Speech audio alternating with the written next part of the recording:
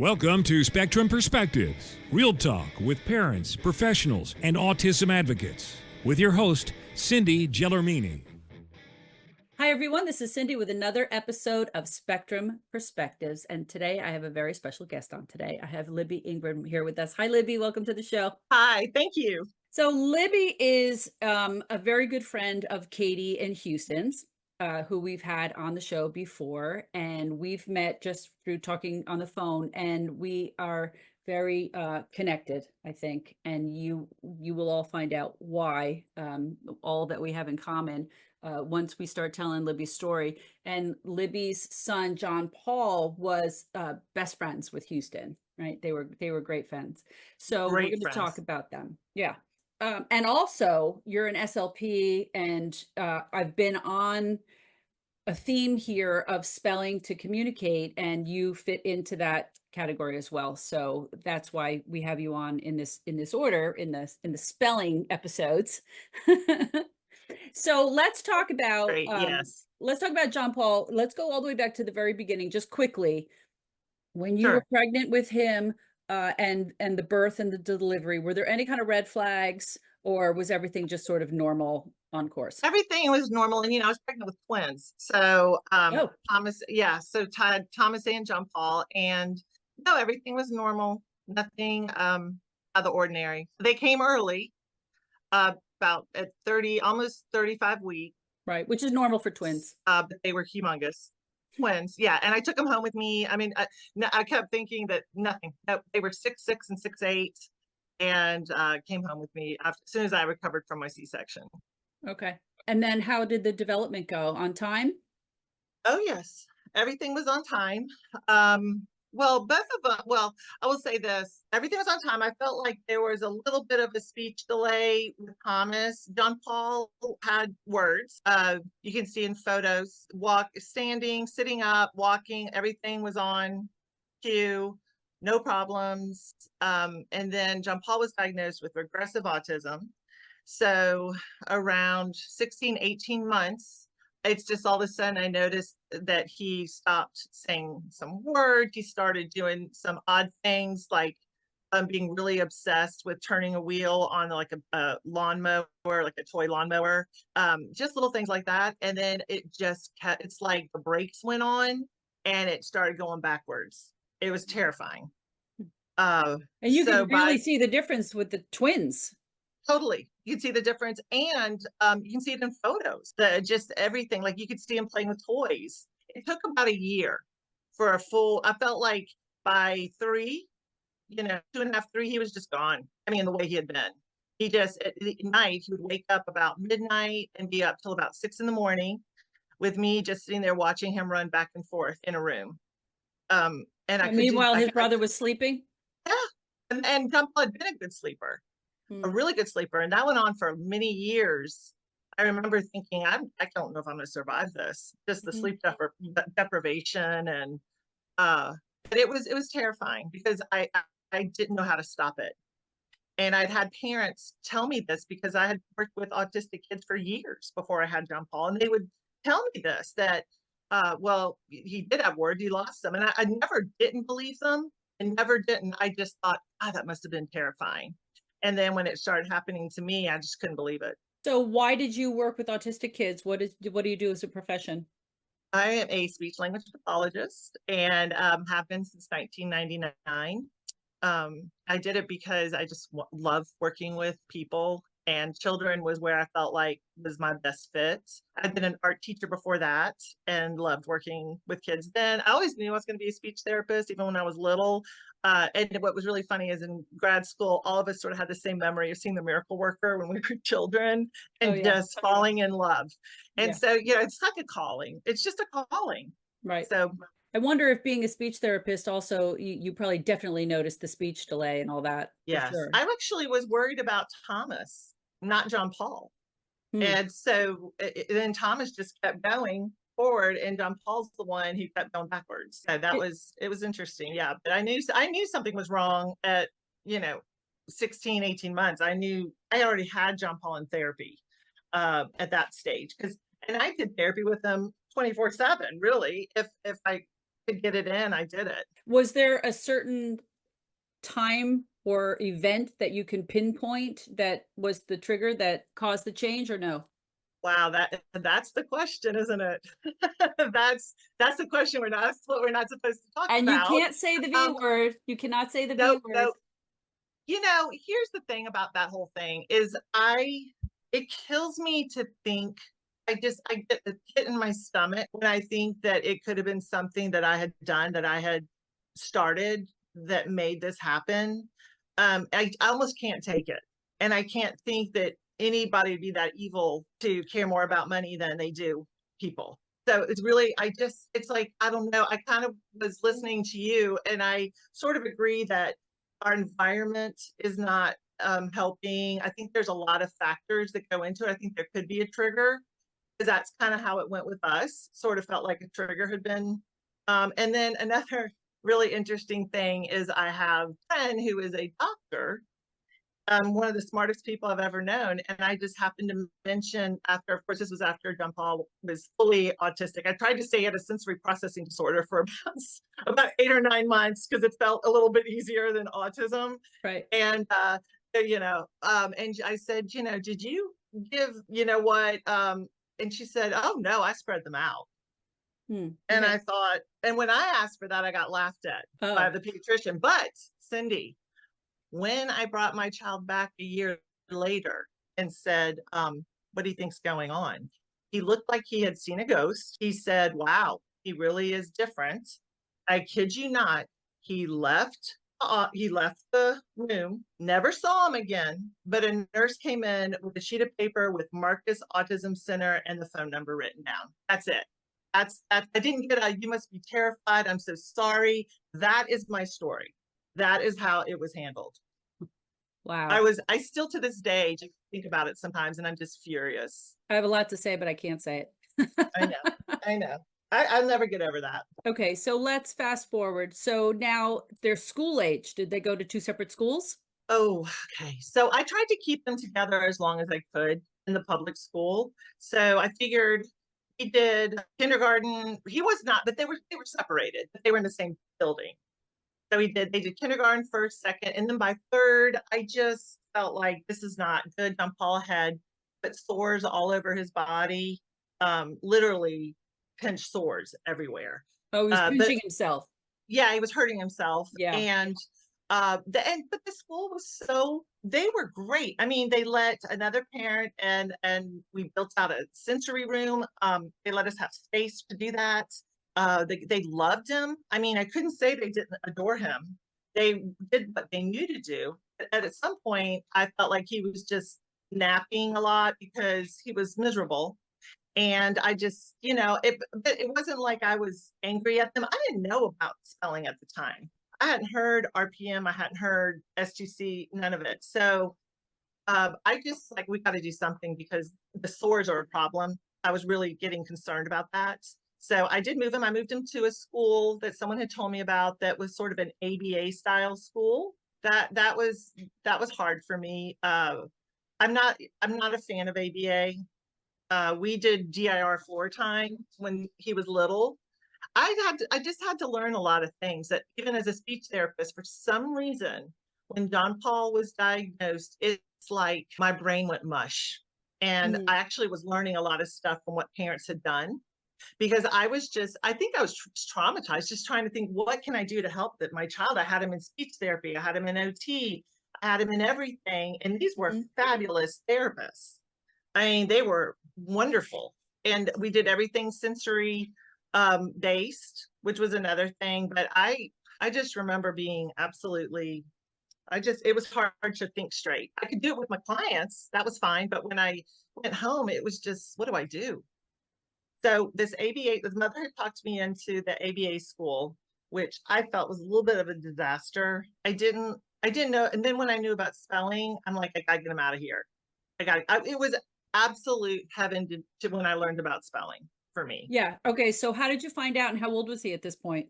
Okay. He was 8 years old. Oh. And yeah, he was 8. And I had been at a prompt conference for continuing education. Prompt is it's another method for helping kids with apraxia. Oh, And okay. it's a great technique for kids who are apraxia of speech. It may not work so well for autism. I don't know. It didn't help us, but I do see it helping kids, especially kids. There's a difference. You can't just be apraxia without being autistic. You can't have apraxia of speech. Like Thomas had some apraxia, and so he's fine. He's in college. It didn't hinder him. But John Paul's was just so much more involved because he was also considered severely autistic. Now he would be called ASD3. And so what I didn't like is he wasn't presumed competent. At that time, I wasn't quite sure what he knew or what he didn't know. But I was always watching him, and I felt like I think he's reading. I think he can do a lot of things. My mom's like, he can figure anything out. He can get into anything. He's like, he's not, he does have a pretty good brain. Did he Problem speak? solving. He spoke for the first about year, maybe 16 months. He had words. Right, and then he lost it. Not full speed. Yeah, he lost it. They were gone. That's what I want to know. Gone. Okay, so now his speech is completely gone. Okay. Oh yeah, completely. Which now gone. we know is apraxia, but yeah. Right. Well, I did have an ABA therapist tell me that if he wanted to talk, he would talk. Right. And I looked at her and I said, "Do you know what apraxia is? Have you ever heard that word?" She had never heard that word. Right. So then I thought, oh, we're really in trouble because she should know apraxia. But that's one of my problems with ABA. That's one of my problems. They just don't have enough education. Not necessarily that BCA, but the behaviors it's because they want to act this way and they don't want to do this and they're just being stubborn and they're just, and we need to beat it out of them. Basically that's what it was. And so then another thing is John Paul started coming home wet. And so then I found out they were shooting him with a water pistol.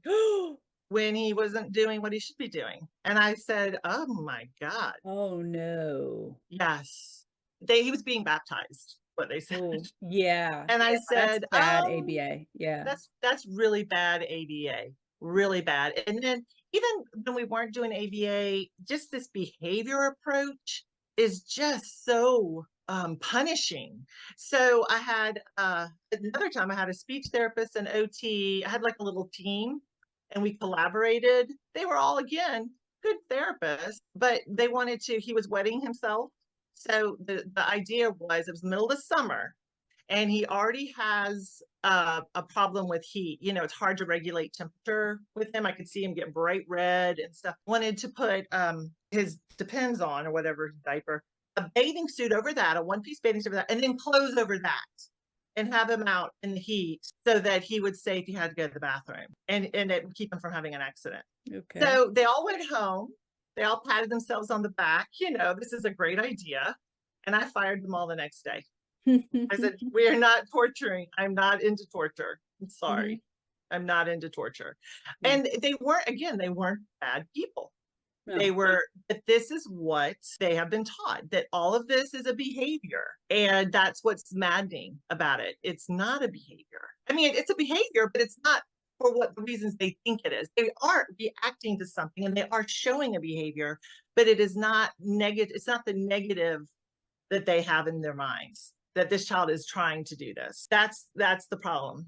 And I've worked with lots of kids like John Paul. In an ABA clinic. I was contracting for a friend, helping her out, and a couple other kids. And no matter how great the child was spelling and showing what they knew, all I could see were RBTs, just their noses in their phone, either watching something or taking data. They could have cared less. All right, so let's go back. You were at the conference and you learned about S2C or RPM, whatever. You learned about spelling. At the time, there was just RPM and FC, of course.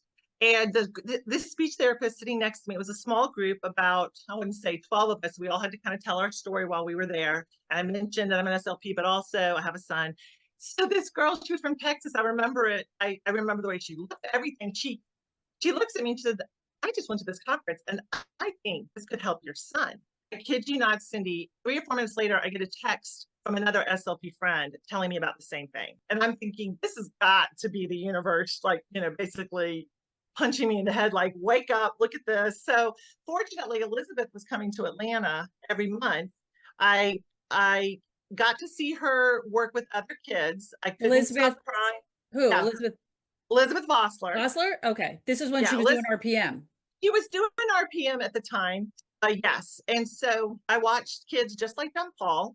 This was the difference. I'd been to other conferences, but the child could always do something that my kid couldn't do. The apraxia was less severe. Or here's the other thing, I've just got to say this. When I'm working with kids, there is a difference between an autistic kid that never had it and an autistic kid that had it and then regressed. Typically what I saw was the ones who were slow developing with it did better than the ones who were like John Paul that had it stopped. And then it's harder to get it back almost. It's like there's damage done.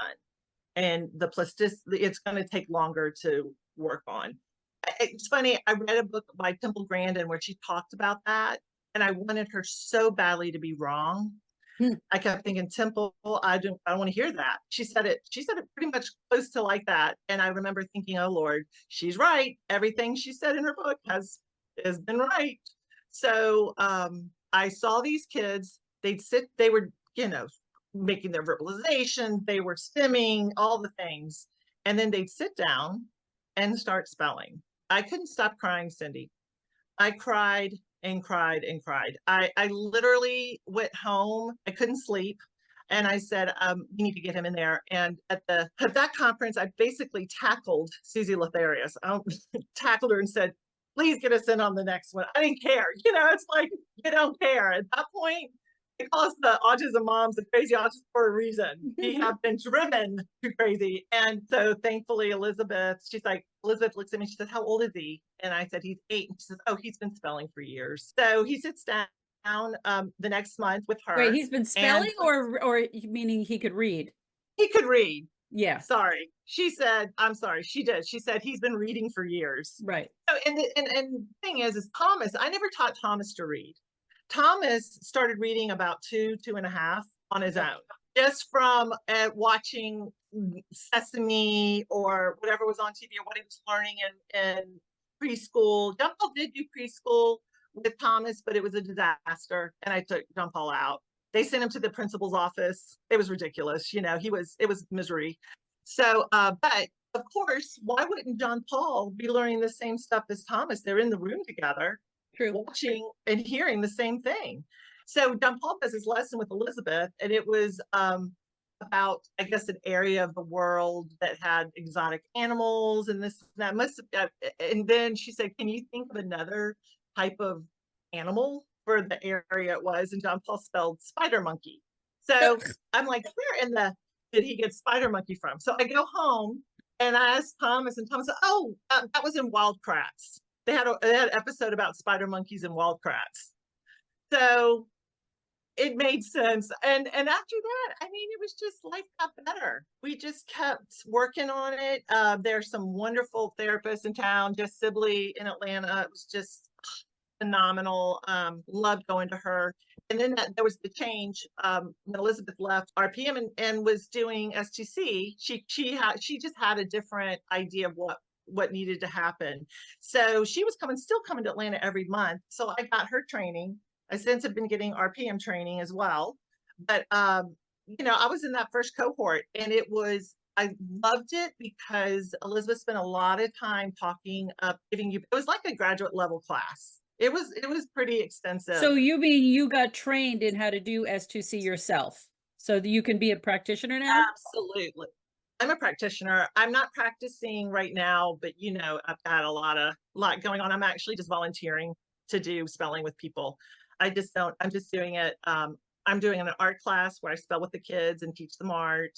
And then I randomly go to individuals' homes, and it's just volunteer basis right now. So I'm practicing, but it's more for feeding my own soul with everything that's happened with John Paul and all that.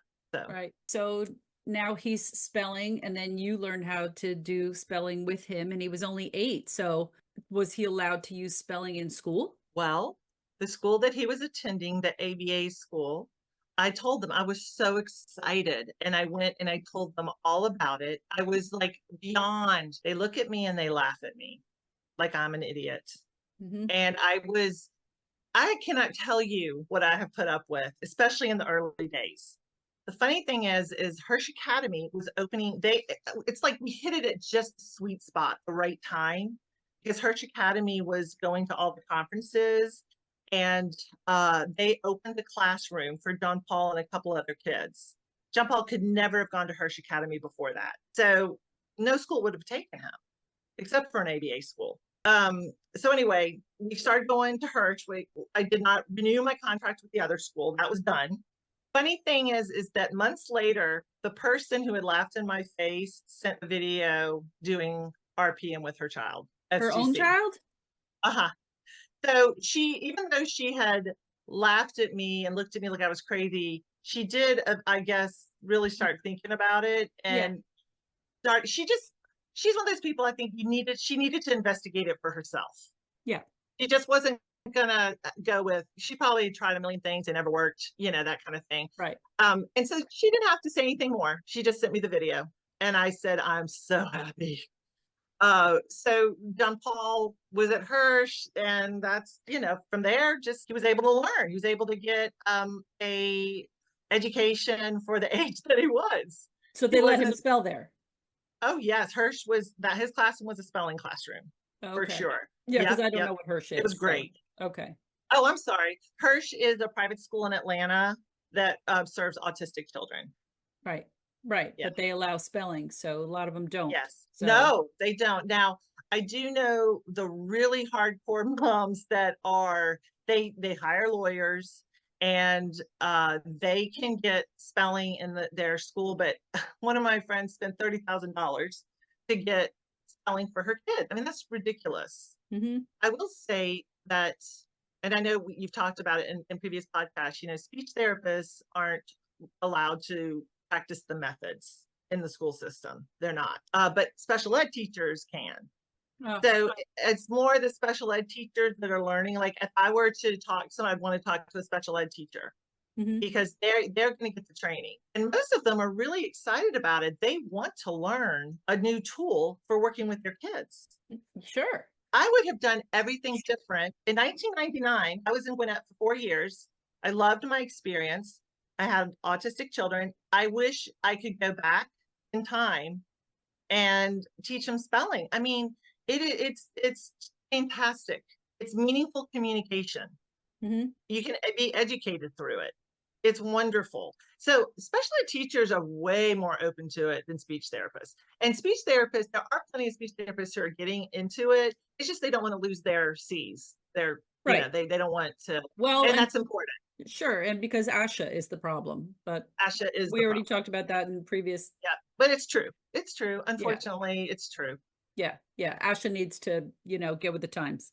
Yep. You know what, Cindy? I always say, if you're still doing the same thing you were doing 20 years ago, right, something's wrong. Right. Something is very wrong, and I don't mean better devices, better dynamic devices. I mean, something's wrong. Right. The technology is better, but it really, it's infuriating. Right. It's antiquated. The old methods are antiquated now. Yeah, they are. Okay, so let's talk about John Paul and Houston. How did they meet? John Paul, back in 2000 and I want to say 19, we went on a trip to Hilton Head, and John Paul eloped in the middle of the night and went swimming in the ocean for a few hours. So my friend, who is a TV reporter, I called her when the reporter started calling me. I can't even with that. I know, you can't even. You can't make this stuff up. You cannot make this stuff up. Well, because I had taken Robbie and my kids to, we went to Long Beach Island because I'm in New Jersey, and I was terrified the whole time because Robbie was an eloper, and slept in front of the door and stuff, but, and slept in the bed with him because I was so afraid that he was going to get up and go out in the middle of the night and go out to that ocean in the middle of the night. So for you to tell me that he did that. Yes.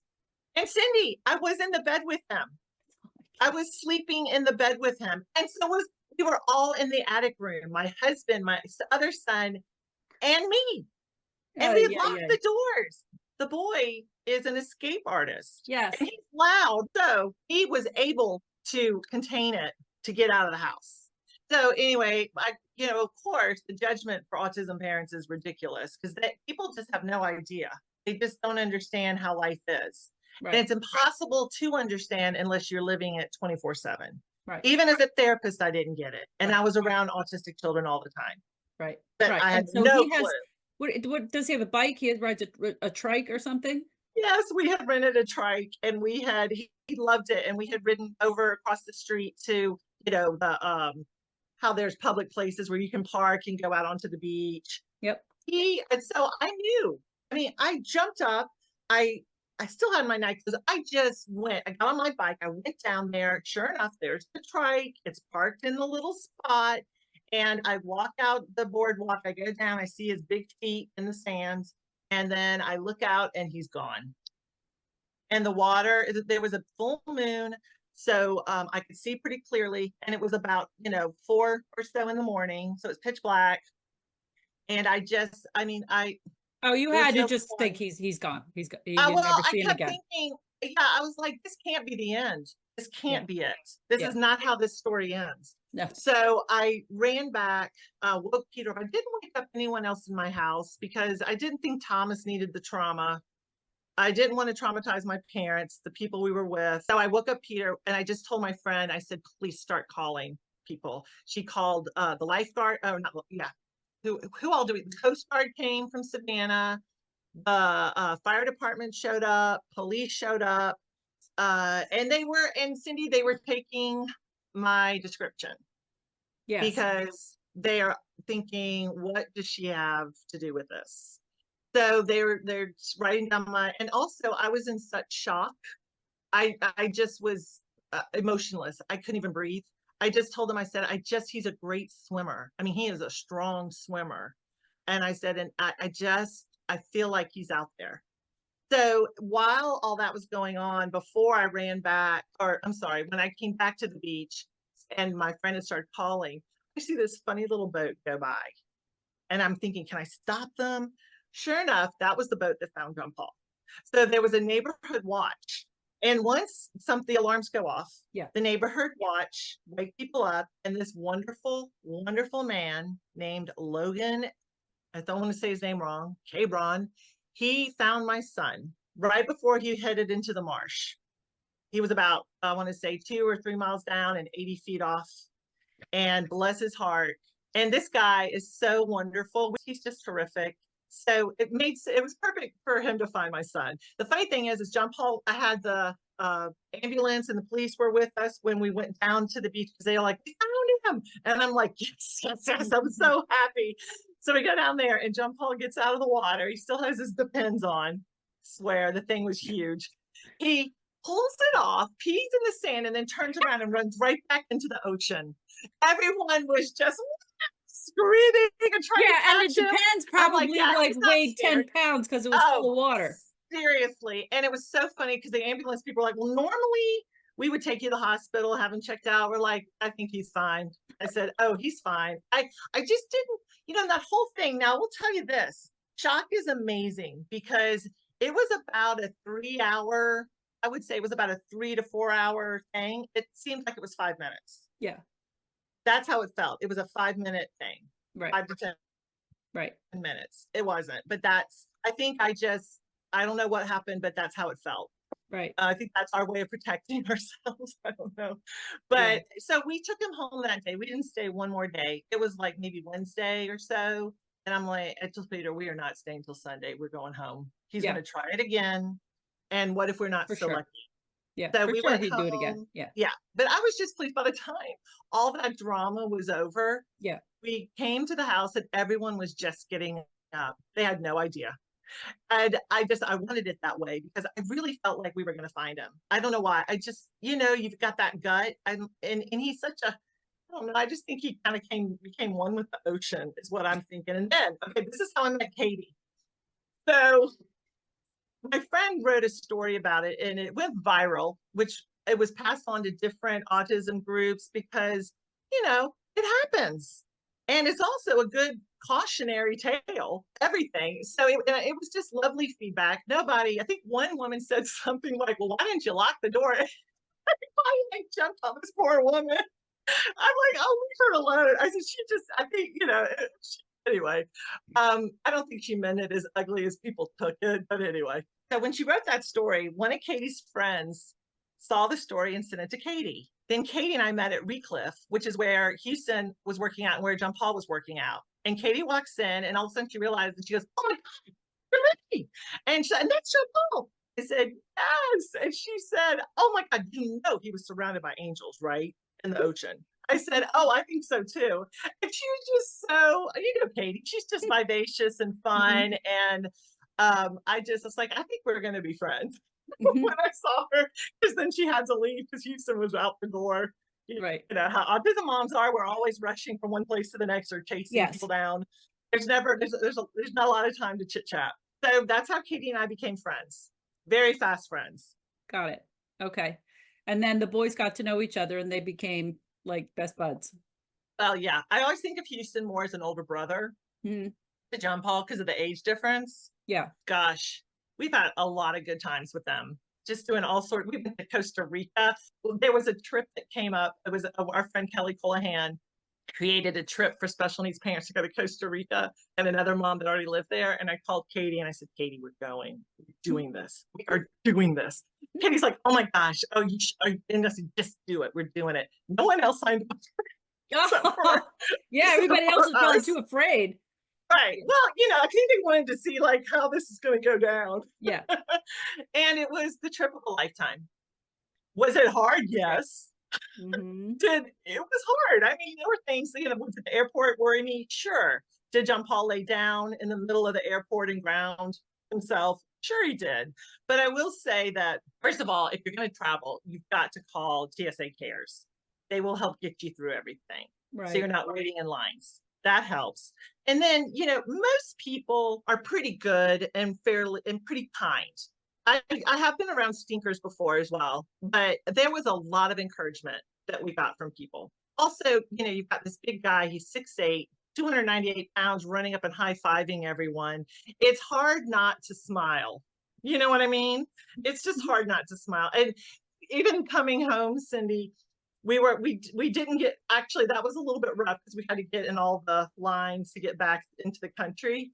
So we get to with our passports and to get back into, we were in Atlanta, but anyway, John Paul is next to me. He reaches over and he grabs the man's drink because John Paul's huge. He gets the man's drink. The man's looking at our passports. John Paul reaches over, grabs the drink, guzzles it down, puts it back down, high fives the guy. He puts his hands up and the guy high fives him. And then he looks at me and he says, "That was awesome." He goes, "Welcome home." I love people like that. People like that just make everything more fun. And Right. and it was great. This guy, you couldn't have had a better person for John Paul to do that to. Right. I will always love that man for that. I love it. I love it. Yeah. What a Somebody guy. else could have gotten very annoyed. If Very that was annoying. in No, Newark, if it was in Newark, I don't think he would have been so nice. maybe not, but I tell you what, people have a way of actually cracking up sometimes with John Paul Yeah. because he was just such a little big free spirit, and just he exuded love. He just exuded it. That was all he cared about, was loving, Right. and that's what he spelled about, was Right. love. So he really got, it wasn't as bad as I think some people have a harder time with rude people. I don't know. We did have some bad times too, but people can be awesome. They can really be awesome, you know. My last interview, I was talking to a woman who she's a special ed teacher, then she did ABA, now she does S2C. And I asked her about her students, and I said, by any chance, have you noticed any telepathic ability? Yes, She said, 100%. correct. She's like, all of her students, I love all of honesty. them. I love honesty. Right, right. So did you see that with John Paul? Did you think that he could hear your thoughts? Oh, I knew it before we started spelling. Before we even started spelling, he did things that told me that he could hear my thoughts. And one time when they were little, they were like maybe 3 or so, or 3.5. We were driving somewhere. I got lost, in my head, I was beating myself up. I was just, you are so stupid. Why can't you get someone? I just kept, all of a sudden he looks at me and just bursts into tears. Oh. And once I calmed down, he calmed down. Mhm. Like I couldn't hide anything from him, Cindy. I would put candy somewhere. And then if I was thinking about the candy, all of a sudden he would go running. I could hear his feet, running, and he would get it. I'm thinking, that little bugger. Another time I'd be talking to Peter and I would go, gosh, I need to refill the nuts in the bowl because Peter and I were eating nuts. He comes running in the room with a bag of nuts and hands them to me. He leaves. I'm like, and same thing with my purse one time. I'm like, I need to get my purse, but I'm too lazy to go downstairs. He runs upstairs. He's running to me with my purse, hands it to me. It's just stuff like that. Wow. Yes. And so, we got to a point with spelling. I didn't even talk to him out loud anymore. I just talked to him in my head and he would answer. Wow. It didn't even need to talk out loud. But it doesn't He work had to the other way spell. though. You can't hear his thoughts though, but he could hear No, yours. I can't hear his thoughts, but he can hear mine. Right. So I could, I can feel energy. I'm a great energy feeler. I Mhm. mean, I have that, Right. but I could not read minds. No. But he sure could. And so it was just funny. Like someone came to the house once who was just so horrible. She was unkind to my child in my house. I couldn't believe it. So I went to John Paul and I was loving him. I said in my head, go upstairs, get out of here. I will come up. Mhm. Literally, he left. And the thing is, sometimes they can't follow what you say because it's a motor planning issue. Right. But he went upstairs. I excused myself and I said, Peter, I'm out. And I went upstairs and just hung out with John Paul all night. I've never done that before. I was Mhm. so angry that someone dare come in my house and be ugly when this is his safe place. Right. I was furious. And I just said, I just can't be in this room another minute. Yeah. So the thing is, I could tell John Paul that in my head. Also, John Paul had a lot of loops that were really terrible, Cindy. They were awful loops. Like he went through this time where he flushed my jewelry down the toilet. And it was my Oh, I good thought you meant stuff. verbal loops. Okay. Well, he had a lot of loops, verbal loops, physical loops. He had OCD, he had pica, he had all the things. Okay. And yeah, and the loops were pretty rough. And so he would do things. And yeah, was I happy about it? No. I mean, of course, I didn't want to lose my pearls and my good stuff. He didn't flush the junk. It was good stuff half the time. Yeah. And I could tell it killed him. It killed him because he would sometimes run to me and give me something like, please take it because it's going to go down. Like the compulsion. So the compulsion was to flush stuff? Flush stuff. And he learned it on some stupid thing he saw on his On the iPad? Thank you. I'm having trouble. Yeah. iPad, on the iPad. Right. What's really weird, talk about telepathy, is I feel like they are all discussing this stuff as we talked about talking on the hill and everything. Because We my didn't friend talk about that. We're going to get to that. Oh, okay. Well, we'll get to that. Okay. Well, anyway, but in my head, I just told him, honey, I love you more than things.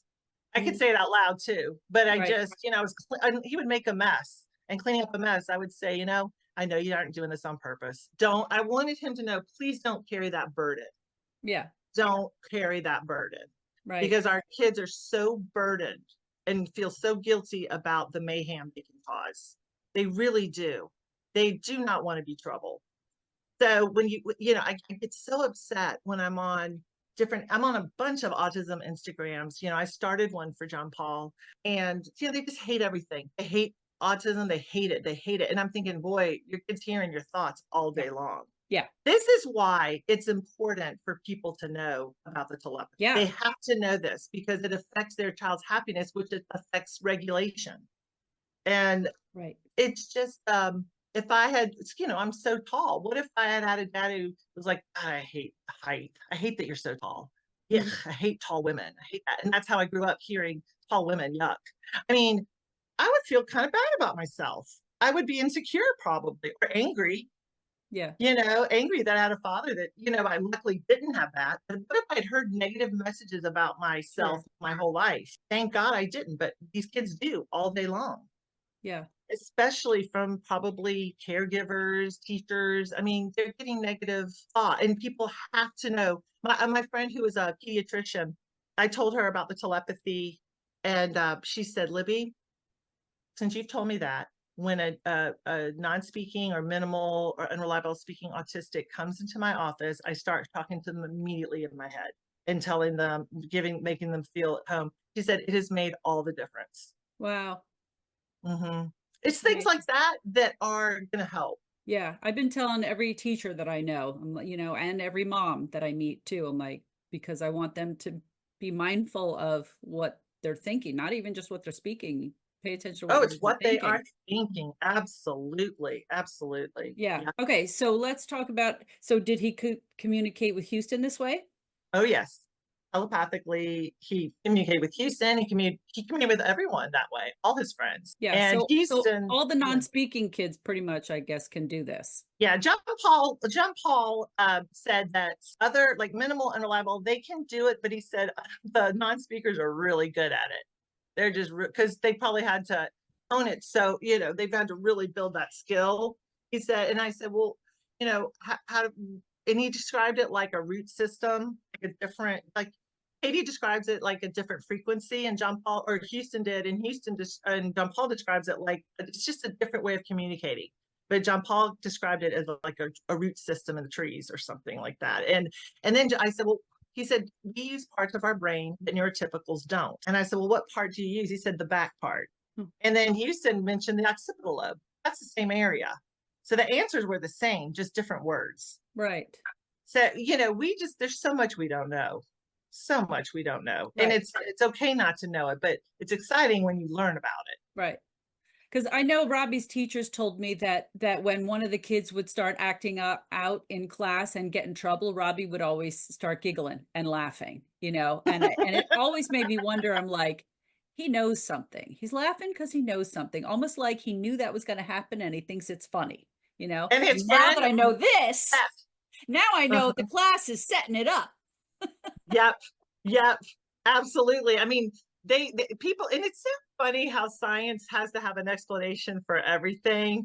And like a scientist would say, well, the laughing is because of this, and this. And I'm thinking, there's all, and no, it could be that they're all telling each other funny stuff, or it doesn't mean that it drives me nuts how there are certain people that need an absolute scientific or visual to prove something. It's like if you can't see it, it's not there. It doesn't exist. If we can't prove it scientifically, it doesn't exist. Right. It always drives me crazy. Right. Well, here's a great plug for the telepathy tapes. If you guys want to hear more, there's another podcast out there done by Kai. What's her last name? Dickinson? Kai Dickens. Kai. Yeah. And it's called the Telepathy Tapes. And I just thought it was so funny that I'm on the 4th episode and I know every single mom that's been on there. It was, it's like, I know they've all been on my show. Manisha was the first one. And then it was Katie, and then Tawny is on, and then you're on. And I was like, well, so far I know all of them. So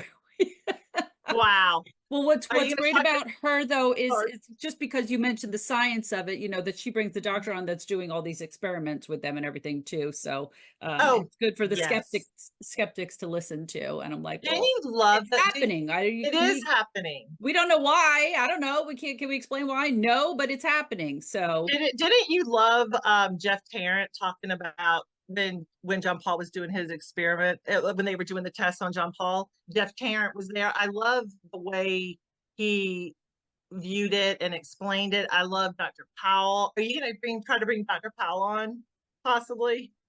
I will try. Yeah, I just became friends with Kai on Facebook. I'm going to try to get her, and then Kai's fabulous. Try to get to the doctor through Kai. All of these people, everyone that they're just all fantastic people. They're incredible. It's been a joy doing this. Yeah, it's been a joy. So when Houston talks to John Paul, they don't have to be in the same room. No. Right? I mean, something that you guys always say, they don't even have to be in the same zip code. Nope, they can talk to somebody anywhere. And then what blew my mind, I had Katie and Houston, they were our keynote speakers at my mom's retreat. And Katie talk for a while because she's so knowledgeable about so many things. And Yes. then we got on the STC and everything, and then we brought Houston on, and then Houston did one of the experiments that they talk about on telepathy tapes. She said use a random word generator, and so we just picked a random word, and then I texted it to her, and she had Houston blindfolded so he couldn't see, and all she had to do was read it, and then he knew right away, and he typed out the word. Yeah. And that just, like, blew people's minds. And then after that, I was talking to Katie on the phone, and she said something about the hill. I'm like, wait, what are you oh, she said, this was mind-blowing, because I was telling all of these moms for the first time about this, like they were just learning about RPM, and then I tell them, not only do they know how to spell, right? And they know so much more than you think that they know. They can hear your thoughts. And they were like, what? I'm like, so when you all go home, you better keep That's that right. in mind when you're around your kids, right? So then she says, Houston was talking to kids on the hill, and they were all so excited and said, now my mom will finally know. Meaning the kids of the moms that were at my event were talking to Houston on the hill, all saying, now my mom, I'm like getting the chills as I talk about I this. know. It's Now incredible. my mom is going to finally know. I was like, what? Yeah. What? Yeah. That is just absolutely mind-blowing. Mind-blowing to me.